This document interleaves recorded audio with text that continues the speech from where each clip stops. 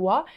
इसके साथ साथ मैं आपको सारे इख्तलाफात बताती जाऊंगी। बड़ा मजे का ये आज का वीडियो, आप लोगों ने शुरू से लेकर अंत तक इसको लाजमी देखना है।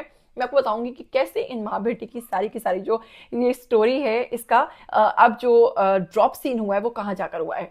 तो जनाब इख्तलाफात थे इनके साहिबा के साथ कि साहिबा जो है जाहिर सी बात है इंडस्ट्री में आ गई, हीरोइन बनी, लोगों को पसंद आना शुरू हो गई। पहला इख्तलाफ इनका यहाँ से शुरू हुआ, फिर दूसरा इख्तलाफ इनका यहाँ से शुरू हुआ कि अदाकारा साहिबा ने खुद अपने मुंह से डिमांड की कि उन्हें जॉन रैम्बो से शादी करनी है। तो माँ को लगा कि जी बेटी ने मेरे आगे पहली बार एक अपनी डिमांड रखी है, और उस वक्त वो कहती है कि वो जॉन रैम्बो के बड़े सख्त खिलाफ थी, उन्हें वो पर्सनली पसंद नहीं थे।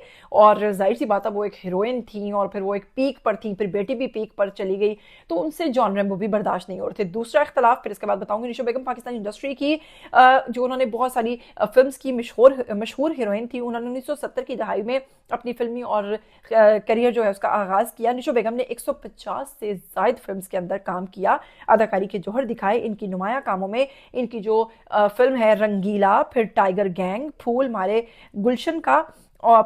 गुलशन का और नमक हराम जैसे प्रोजेक्ट्स जो हैं वो इनके शामिल है। फिर टीवी जो ड्रामाज हैं उनमें इनका था एक दूजे के लिए, ये चाहते ये रंजिशें, सास नहीं रास, ये इनके जो हिट ड्रामाज हैं।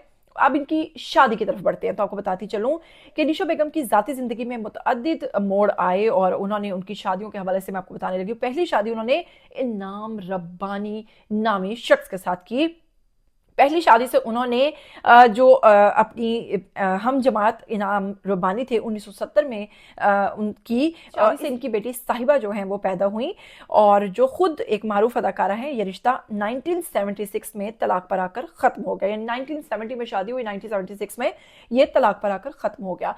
जी अगला इख्तलाफ आपको बताऊँ कि जो इनाम रब्बानी हैं, इनकी जो निशो बेगम है, जब इनको तलाक हुई तो वो कहती हैं कि साहिबा जो थी वो मेरी यानी तलाक जब हुई है उसके बाद मेरी बेटी जब पैदा हुई छोटी सी थी, तो मेरी बेटी को उसके वालिद ने नहीं देखा था। हमारे इख्तलाफात चलना शुरू हो गए थे और मेरी बेटी को उन्होंने नहीं देखा था, तो उनका इनाम रब्बानी को लेकर एक बहुत बड़ा इख्तलाफ था। जाहिर सी बात है उन्होंने बेटी की अकेले परवरिश की।